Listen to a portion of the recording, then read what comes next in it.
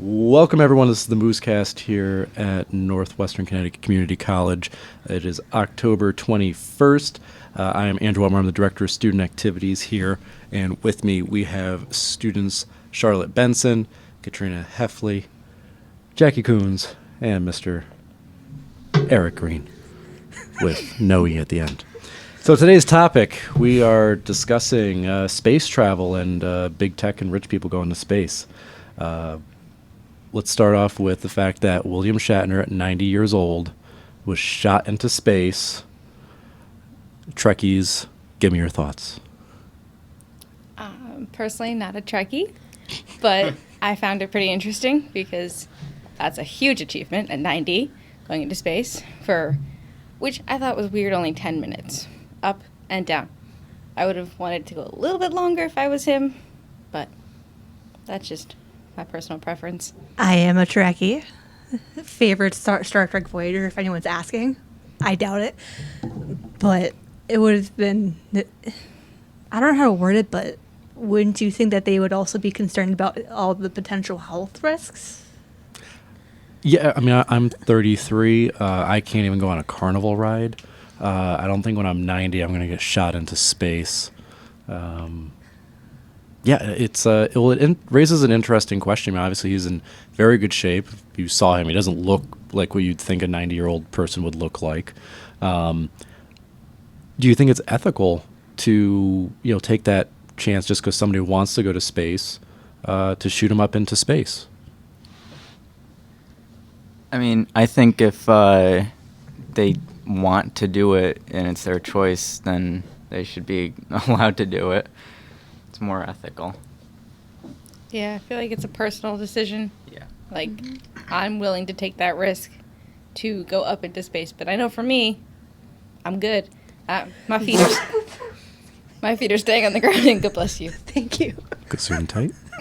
Thank you. I would have to say I agree. I think that, with the newer technology and stuff, it's becoming more of a possibility in the near future to kind of see more space travel and stuff like that. So, Well, it's long been a debate when it comes down to NASA about their budget, and a lot of people sit there and ask, well, why? Why are we doing this when there's so many issues, here on Earth, and why are we paying to send people into space? Now, obviously, these are private companies, so things are shifting a little bit. But yeah, what is the advantage? What do you, as a college age students, what do you hope to gain from space travel? What do you think is going to benefit the human race or the world by going into space? Well, I think it's more of just future-proofing, and it's basically the future of civilization, because if we don't become an interplanetary species, the problems on Earth will wipe out the human race, and at this point it's just kind of preserving our race. So self-preservation. Eventually, we're going to run out of space, right? I mean, that's been talked about now for several decades, and overpopulation, and so we're going to go to the moon, or we're going to go to Mars, and then what? We can land there, probably not coming back. Well, we can land there, but we could also, build cities there and make make self-sufficient cities on Mars. And then if worst case scenario, an asteroid or something hits Earth, that's not the whole human race gone in an instant. Well, I mean, obviously, the movie Armageddon showed us that Bruce Willis can and will do everything to save us. So, I think we're going to get away with that one. But in all honesty, okay, so you have the long-term potential that we end up, having a base, out in space where we're allowed to, live and prosper. Some of that technology is, being developed, is coming along. NASA's working on their Mars project. Some of the private companies, SpaceX and Blue Origin, I think, are looking at that as well. But other than living on another planet, what do you think there is to gain? What scientific advantages do you think are going to come from this? I think it just gives us an idea of what's actually out there. Because for some people, you just kind of look up, there's this guy. What else is there? Now this is a way to actually see that there are other things out there, not just us. And who knows what that may be, but with So I'll ask. We'll ask the question because this is what always comes up when you're talking about space. Are we alone in the universe? Let's go around the table. Are we alone? I don't think that we're alone in the universe. I think that because the universe is just so big, it would be really difficult to say, well, Earth is the only planet with living species on it. I'd have to agree. Who knows what's out there? We need to just do more exploration and find out. E.T. phone home. Exactly. Well, so the question is, so, I mean, we believe, probably there's definitely going to be bacteria. There might be living. Do you think there's intelligent life capable of contacting us? I think that there is intelligent life. I think that the question of it contacting us, there's a lot of variables that go into that. And because we really aren't at a point where we're that advanced, if there are other civilizations or species out there, who knows if they would even want to bother with us. I wouldn't. It also brings the question, do they actually want to find out if we're here? Like, if there is something out there that could communicate, do they actually want to see if something else is out there? Because they could be in the same situation as us. We don't know what's out there, and they don't know that we're out here. Well, I think one of my favorite memes is the aliens in the little spacecraft, and they're locking their doors as they're driving past Earth. And no, you're right. Do they want to be contacted? We don't know. They may not have even contemplated where we are. And then I don't know. Do you think there is life out there? I could not tell you. No. I'm just not that much of a science geek. So now the real question, I think, that logically comes next for me, which is absurd, and is Elon Musk just trying to find his way home? Is that what SpaceX is? Is Elon Musk is obviously not from this planet, and he's just trying. He is ET, and he's trying to phone home. Is that what's happening?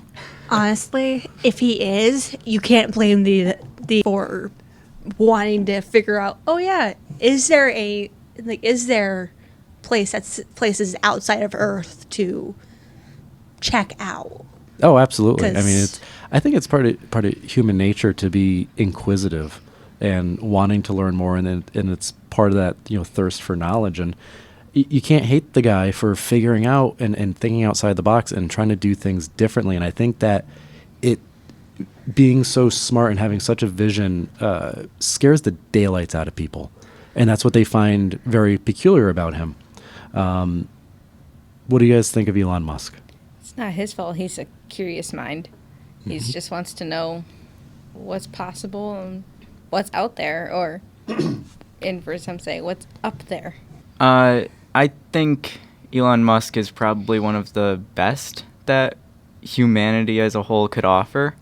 He's doing everything in his power to make life better and more sustainable here while trying to get us off of Earth and not taking any greedy profits from his companies, which are doing insanely well.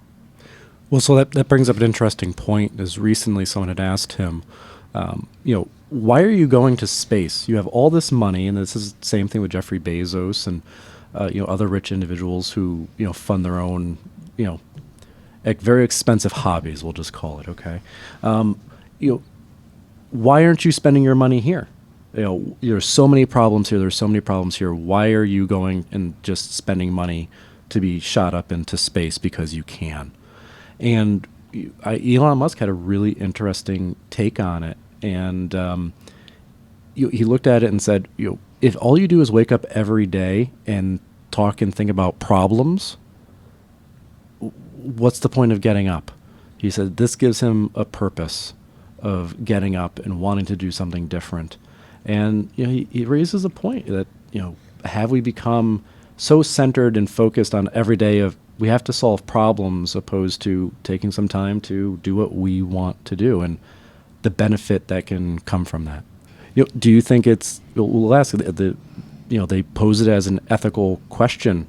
Do these individuals who are just ungodly rich, should they be spending more of their money or all of their money simply solving the world's problems, or do they, they've earned their money? Do they have that ability and freedom to do what they want with it? Oh, sorry. I was going to say, I think that most people just kind of want to go to space to say, hey, I went to space. And, like, I did it. Yay, me. Like, if they have the money to do that and they just want to do it, because they probably have a lot more money. They can do a whole bunch of other things and give some money to solve problems. This is also, like, one of the big things they might want to do, to be like, yay, I did it. I used my money to do something I want, and then I can also use more of my money to help people. Jackie? I think that it's okay to do those sort of things. I mean, you can't just always focus on the problems, kind of like what you were saying. And it's definitely interesting to learn more about space. And by traveling out there and going to other planets, or even just spending time out in space, you're learning more about something that we just don't really have a lot of knowledge on. So I don't think that it's necessarily, like, useless, but I do think that it can pose, I guess, an issue when you think about, the problems going on in the world. But it just depends on how you look at that. And it also depends on how power hungry all these rich people are, essentially. Or at least that's just my guess, because some people can be so damn greedy that they may not want to help other people, whether it's going to space or donating to families who may be in more need, So, Well, there's definitely a public perception that's very different between Elon Musk and Jeffrey Bezos. From my perspective, it always seems like people view Jeffrey Bezos going to space because he wanted to prove that he was rich and could go to space, where Elon Musk's development was more of a scientific and inquisitive nature. Yeah, he has a lot of money, and he wanted to prove that he could do it, but he wanted to find a different way to do it. Not just, we're a private company, we're going to go to space because we can. It was really about the development of finding a better, more efficient, and a reusable way, to space travel. What do you guys, from a college student, what do you, is there a difference between the two? Are they both just rich and greedy, or, is there really a different purpose between the two? So there is a pretty significant difference between the two. Elon Musk started Tesla and SpaceX at the same time when he sold PayPal to whoever owns PayPal now. And he put all of the profits from that into Tesla and SpaceX, and they were both on the brink of failing. I think it was literally the day that they were going to fail before they received funding and SpaceX landed their first successful rocket. So the fact that Elon Musk put all of his profits and money into his companies that he believed in that would in turn make society and humanity better shows the divide there.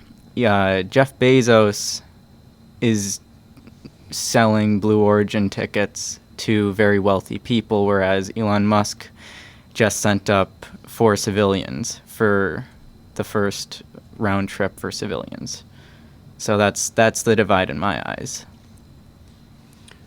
I think it also helps that, especially when Elon Musk was on SNL, that he admitted, "Oh, I'm pretty much autistic." Yes, people may have not appreciated the terminology that he used, but it's nice to know that, oh yeah, he's open to talking about the fact that he wants to bring more awareness to the disability and all that. So that's personally, that's just the biggest thing that I think should be more acknowledged. So, well, there's certainly two very different type of people, and how they accrued their money to be able to go into space. You look at Jeffrey Bezos; he kind of figured out a niche in the market, and he figured out, he found a problem, which is people want to get their goods faster and easier, and and came up with the solution. And of course, it's funny in retrospect. I look at Amazon and I go, well, people are inherently lazy. We should have just shipped stuff to their house. Why didn't I think of that? And obviously, again, Elon Musk with PayPal, again, solving problems. I mean, that's always what makes people wealthy is finding what the problem is, finding a way to solve it and selling it. There's a bit of, criticism that comes with, how Jeffrey Bezos then made his money on top of people with low wages, long hours. And, Amazon's been trying very hard to change that public perception through advertising and so on and so forth. But what gets lost, I think, sometimes, which is interesting, so they have obviously thousands and thousands of employees across the country. What does Blue Origin then contribute back? They have 3,500 employees. Some of them are literally rocket scientists. They're probably not poorly paid. But again, does the end justify the means? You're profiting off of low-wage workers to be able to give jobs to very smart, very highly educated workers who are exploring a new frontier. Does it balance out as a coming up? So a lot of you are going to be graduating, going out into the workforce. Is it worth something that you would want to support? Is it going to benefit your daily life? Well, I don't think it would benefit any of our daily lives for low-wage workers to be putting in all this time and effort just for very high-skilled, high-paid people to be working on rockets for Jeff Bezos. It really wouldn't affect our lives because I think for the most part, everyone in this room doesn't plan on going to space or doesn't want to. So that would be the only way it could affect our lives. I know personally I don't want to go to space just because I've seen, I'm not like hating on it. It's cool. People can do it. Nothing against it, but my personal preference, I'm not getting into a tiny little rocket ship and going up to space and coming back. I would like to stay here. It's interesting that there's some people I think to be so willing to just literally blast off into a new frontier, i.e. William Shatner, and do it just so they can say that they did it. But it comes down to, should we be spending, money? Should NASA be supporting these projects just because they can and they have the technology and the launching pads, and or should our government be putting those resources somewhere else that funding tuition for everyday college students or elsewhere? These are the big questions that are going on. And I think, listen, rockets are cool. Okay, but they are still. It's very new. It's inherently dangerous. We don't know if it's going to be a sustainable way. It's kind of that you don't know unless you try. But as taxpayers, is that what you want to see us supporting? Is other companies getting rich off of selling tickets to go to space? They could definitely be spending money, or at least the money better than they are, because knowing how there's some people that could potentially have health issues, like regardless of it being like asthma or cancer diseases, whatever, there's always going to be that one person that may want to go, but they can't due to those specific limitations. Well, so does the risk outweigh the reward in this instance for you? It would probably be a no. Probably, yeah. Now, what if we go to Mars, we find a bacteria or some sort of element that turns around and cures cancer? Then what? I guess it's worth it, right? But we don't know. Exactly. We never know. And I think the further you get, don't quote me on this, but I'm pretty sure. We're literally quoting you on this as it's being recorded. I know, but like, it's just a That's phrase. how this works. Just don't take my entire word for it, but I'm pretty sure the farther you get from Earth, the longer it's going to take to actually get there. It's like it could be years before. So say we send a rocket up now, it could be years before they get to wherever they want to go, and then it could take them longer to get back. So it's all up to how fast can we get things done, or So are you advocating to speed it up, do it faster, or to see what's out there, or we just wait? I'm saying we just wait, because you never know with how fast things can go. You could program something to go a certain speed, but maybe it never reaches that top speed, or it stays right underneath that top speed, which could add a couple more years to their distance that they need to travel. So, like, I don't know if I'm phrasing this correctly, but it just seems like if you try to get things to go faster, you could potentially have more risks. So we never know what the time span is. So the risk of not finding out what's out there quicker, but because it's potentially harmful now, wait till it's safer, we understand more, and take a more measured approach. Yeah, That's very that's sensible. what I'm trying to. I was going to say, I think that we kind of need to find a good balance. Obviously, we can't invest like tons and tons and tons of money into space travel if we know like limited things, kind of like what Katrina was saying.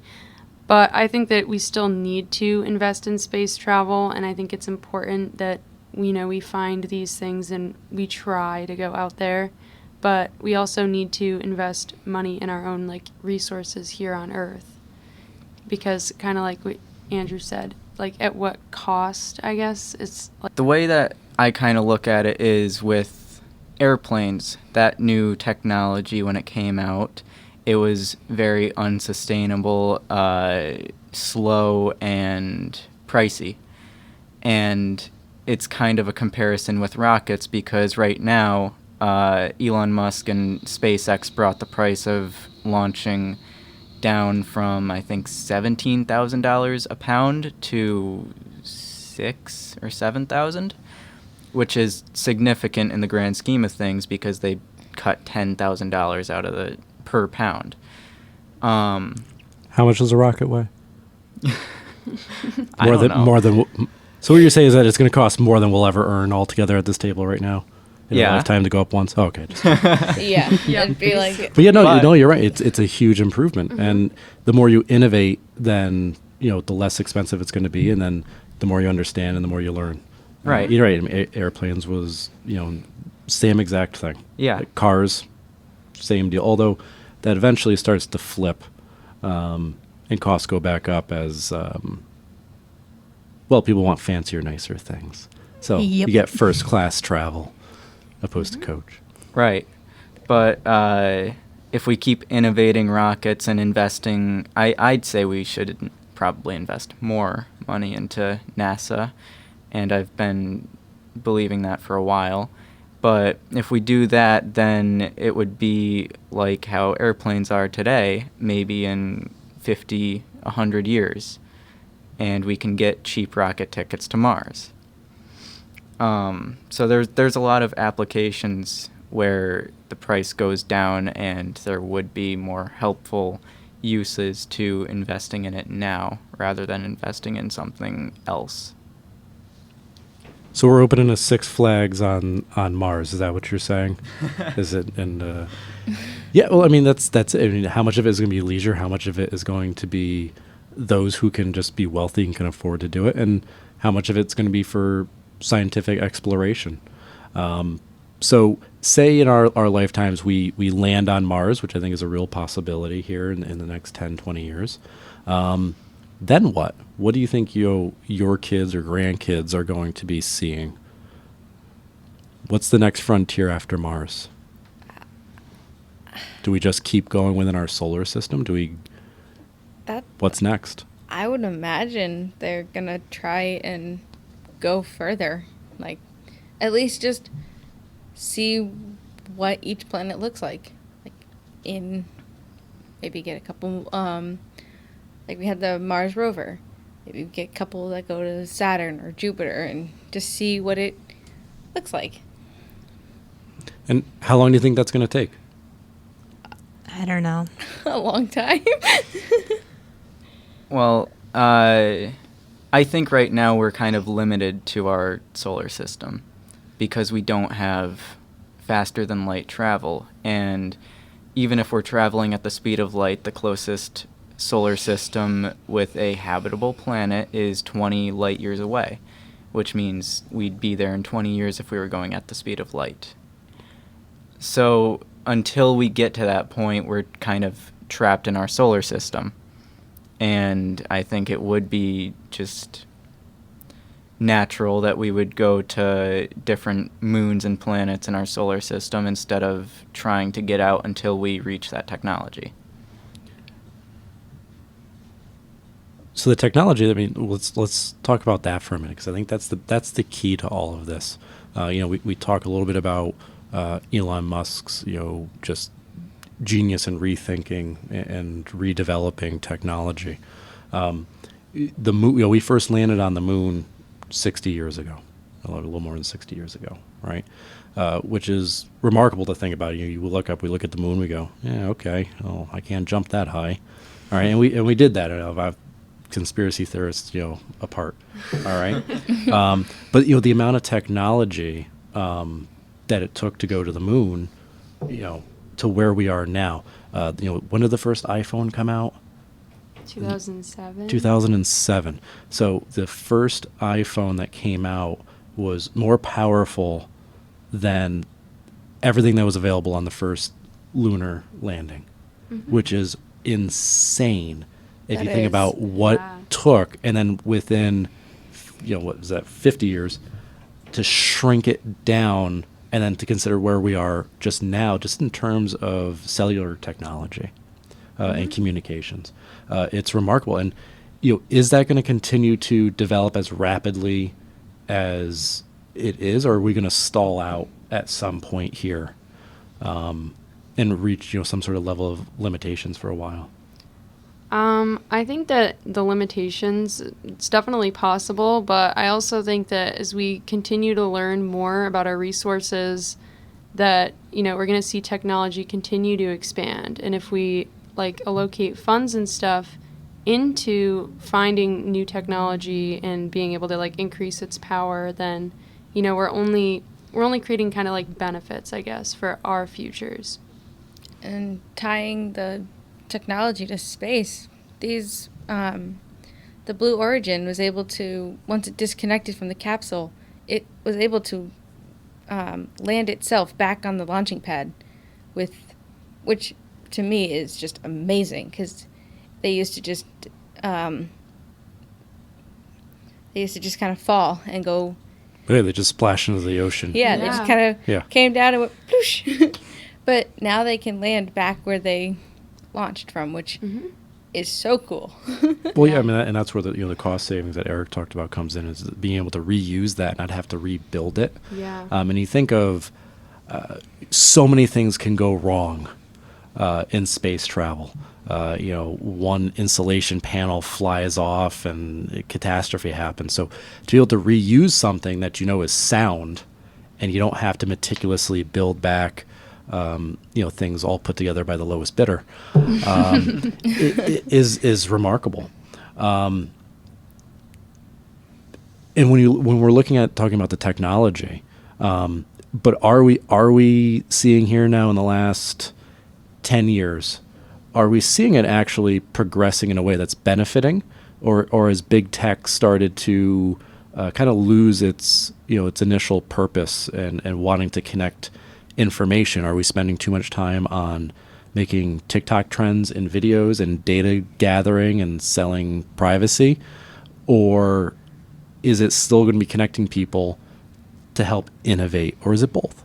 I think it's both. I think in some ways we're definitely seeing a lot of kind of like mindless content and stuff coming from technology, and people kind of not realizing like the full use of it and what, you know, you could be doing with it. But at the same time, you're also seeing a lot of really great and innovative things happening as we learn more about technology, especially in like the medical field or in space. It's like we're seeing a lot of good things, but we're seeing bad things too. That's going to be extremely helpful in like medical fields, like better X-rays and clear diagnoses. So when you have a better X-ray, you can clearly see what's actually happening, and then give someone a more appropriate and medical diagnoses so that they can actually get better, instead of kind of saying, okay, based on what we see, here's our course of action. So if it's clearer and it's more precise, you have a better outcome for treatment. And if you think about it, it could also potentially help out people who are less fortunate with developmental delays or any sort of disability, like myself, that aren't able to get communication devices in case they're not able to talk like myself, because sometimes people aren't able to do that, and they won't be able to have that accessibility. And it'd be nice if we could give more of an opportunity for those who need it. And yeah, I don't know how to word it otherwise, but Well, it circles back to topic from before, which is, we know so little still about our own planet. We still know very little about about the human body. I mean, medical technology is just taking off in ways I don't think people could ever dream of. Bionic arms and things that bring sight and hearing, and but there's still so little that we know about development and things on a molecular level that are still being developed. Is that perhaps more important than going to space?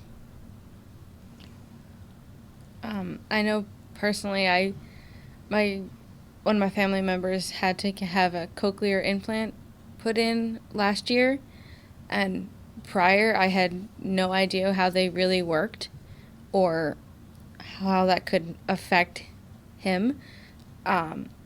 So when I found out he had to have one, I wanted to do some research just so that I could better understand what was happening to him. And yeah, the sound is all mechanical and like robotic, but at least he knows what sound is, because he had one ear that was completely gone, and then his other ear was partial. So he ended up having both ears that couldn't hear for like a month before they started talking about cochlear. And now he at least knows where the sound comes from again. Or it's not, perfect like how we sound today, right now, but it at least lets him know that he can hear what people are saying. And how he had to relearn sounds. Well, I mean, look at what we're doing today. Here, we're in student activities office. We have microphones, amplifying sounds that go into this tiny little box here and a little microchip. And I take it, I put it on the computer, and then upload it for the whole world to hear within seconds. It's remarkable. Jackie, go ahead. I was going to say, I'm not sure if you could exactly say that it's more important, because I think both things are very, very important in their own ways, and they're not necessarily related to each other. I think that it's important that we invest in medical technology, definitely, and we're seeing a lot of new things. I mean, every year, we're learning new things in the medical field. We're creating better technologies that can help people in ways we couldn't have even maybe imagined 20 years ago. But also with space, it's important to invest those resources there too. Well, yeah, and to bring this almost all full circle, a lot of what we're trying to do today is because of what was thought up as science fiction. And I don't think it's a coincidence that you have a lot of Trekkie and Star Wars nerds who are now grown up, highly educated, and are trying to develop to make, almost because like, well, that's what I saw when I was a kid. I want to make this come true. Can I build a lightsaber? How does this work? How can I do? How can I? They're living out their childhood dreams. But I for an example, you look at Star Wars. Right? I've always been a Star Wars fan. Luke Skywalker gets his hands chopped off, and he has a medical droid that comes in and puts on a brand new robotic hand. And when that came out, I mean, that is complete science fiction. But today we have that technology, and it's not a far stretch to sit there and look at it and go, oh yeah, well we saw, I saw that growing up as a kid, and yeah, I can make that happen. And you have amputees who can control arms using their muscles and brain and connective tissue. It's just unbelievable. They can also control arms by like their voice. Yeah. So like it could be like open, close. Like I've seen someone on social media who has one, and he's like open, close, open, close, and I find that really cool. Well, yeah, and here it's you have science fiction and space exploration, but it inspires too, and that's something I don't know you put a price tag on. Right. And with medical technology and the whole bionic hands and things, Elon Musk is also working on something called Neuralink, which I don't know if it's creepy or scary or what.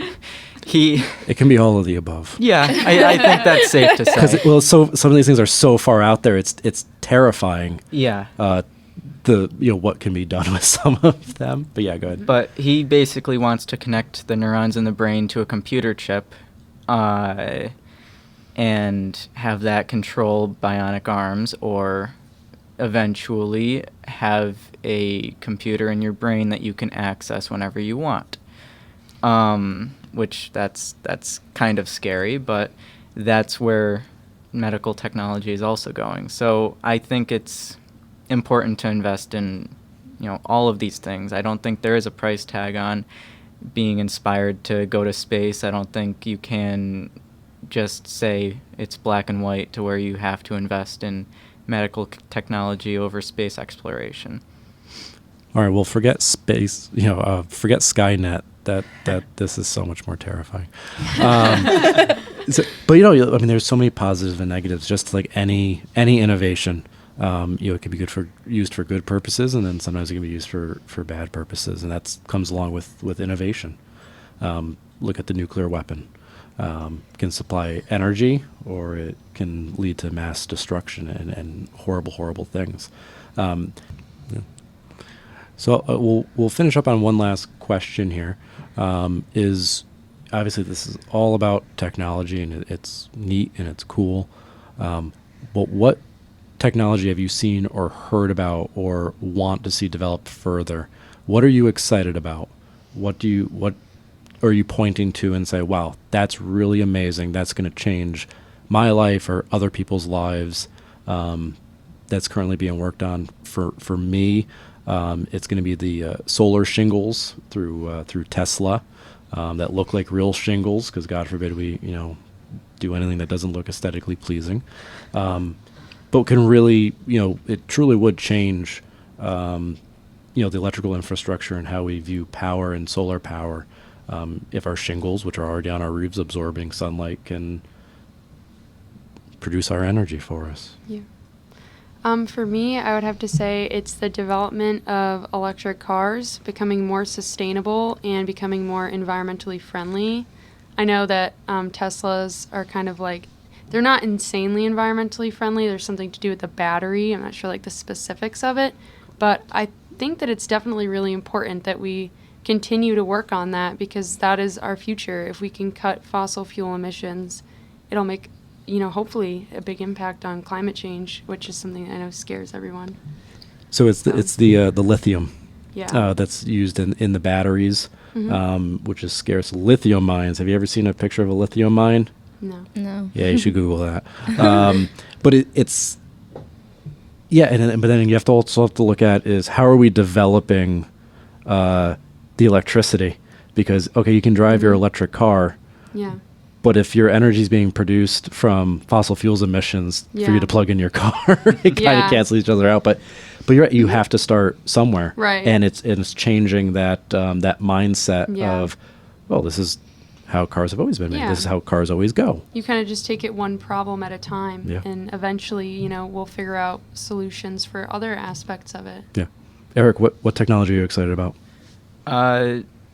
Starship so it's the biggest space object that they're trying to work on right now, and Elon Musk, SpaceX, wants to produce, I think, 200 starships a year and eventually send them all to Mars, and that would be basically a 200 tower city on Mars.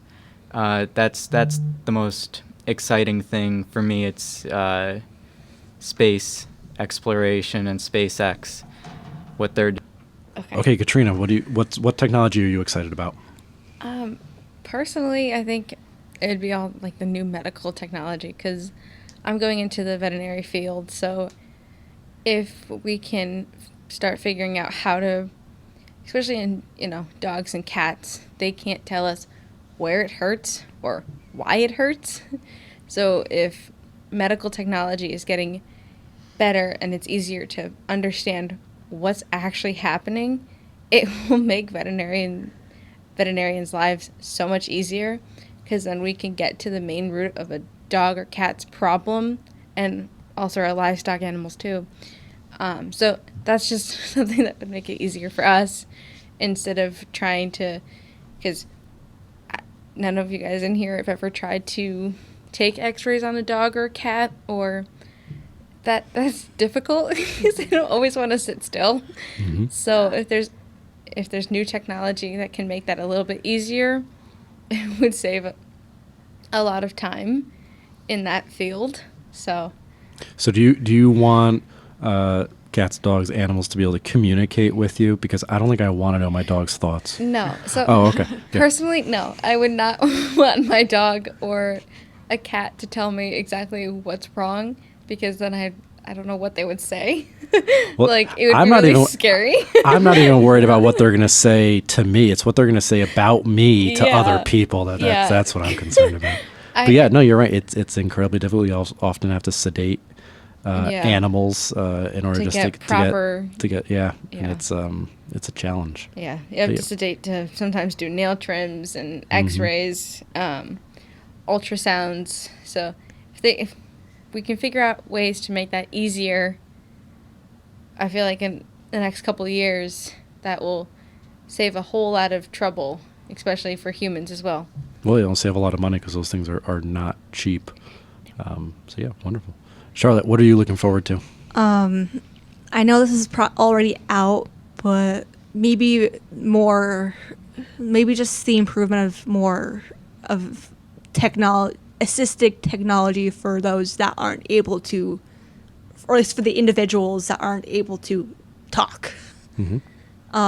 Because there's going to be those people who who can't even afford, because how stuff like the AAC program can be so damn expensive. Mm-hmm. It'll be nice to. God damn it! Thank you. Sorry. I just figured shut up before. No, that's it. All right. But anyway, Good. it'll just be nice to see those people have.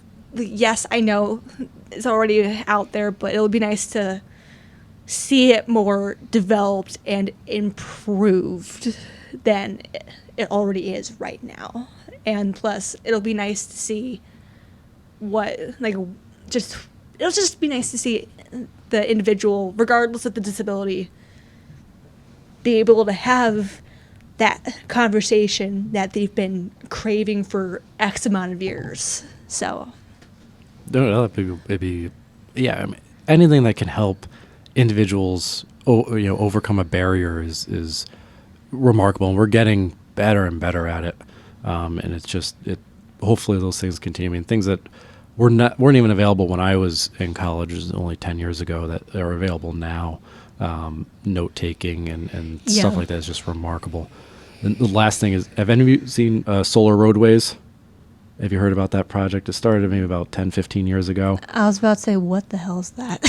Yeah, so so the project was called Solar Freakin' Roadways. That is the actual name of it. That's awesome. And it really, yeah, well, yeah, and of course it gets a little attention because it's like Solar Freakin' Roadways, because that's exactly what people in the light bulb kind of went off. And the U.S. Department of Transportation actually had put some seed money into looking at this, and essentially what it is, you're making giant solar panels, and you're placing them on roads, and they're in a octagon shape, and it would solve a lot of issues. So not only is it you can put them in a limited spaces if you had to, they can produce a lot of energy. You're not putting so many in one spot where like big solar farms kill birds, and because it reflects so much energy up backwards that it heats the air right there, and then they fly through and burst. I mean, these are problems. But so think about just your driveway, or even just a parking lot would be enough that you could power the entire building. You're already parking on it. All right. But what's really neat is that they also have the ability to put heating elements into it so that roads would never be icy. And they can light up using LEDs. So if you have traffic or an accident, no more putting out cones. They can just change the lights on it and shift the lanes. I mean, it has so much really neat potential when you think about it. And that would I'm be so cool, but and also I'm a so little scary to drive. Yeah. That's really neat. I agree with you. But think about but think about it. You wouldn't necessarily need street lights because the lines don't have to have reflective paint. And if a solar panel goes out, you just take it out and pop a new one in. You don't have to send a whole crew with asphalt and try to patch it, and you just pop one out, pop a new one in. It really had tremendous potential, and that's the sort of technology and stuff that I hope we start seeing more of. I'm disappointed that hasn't seemed to take it off. I'm sure the oil industry and the paving people would not be thrilled about that, but I would absolutely have a solar driveway. Same with people who have to like plow driveways and the streets. Like, I feel like they would be on the they would be on the fence about it, because then they don't have to get up at like midnight and plow the main roads for that people to get to work. They don't have to go out and plow people's driveways. They can just do their own, or not even do their own. And all these things take time because markets change, and it takes time to develop a workforce. And we see that with coal. Coal is very dirty, and there was kind of this a head scratcher under a couple of presidential terms ago. But the idea is, well, we're going to make everything solar, and those people are going to go and they'll make solar panels. Well, it's kind of hard to take someone out of a coal mine and put them in a high-tech lab and make electronic components. It just doesn't translate all that well, and it takes time. And just like this, you're going to create one new industry, and unfortunately, that tends to take away from another one. So people who pave or plow, that would hurt them tremendously. But these things take time, so you're not just going to every road's not going to disappear and be able to do that, but it'll be fascinating. That's one thing I really want to see that happen. I want my solar roof, and I want my solar roadway, and I don't ever want to have to shovel again. I would imagine we might see it in like cities first. Yes, Yeah. definitely. Before Rural it comes areas. to like outskirts. Oh yeah. Yeah. You look at like Los Angeles would probably be a better city. They don't have a ton of skyscrapers. It's more sprawled out, so you don't have to worry about shadows being cast on the roads. But then you have where they're painting roads white to try and reflect sunlight so it doesn't absorb so much into the earth. But then there's also complications with that, because it turns out when you do that, it makes the surface area where you're walking incredibly hot, and it's really bright.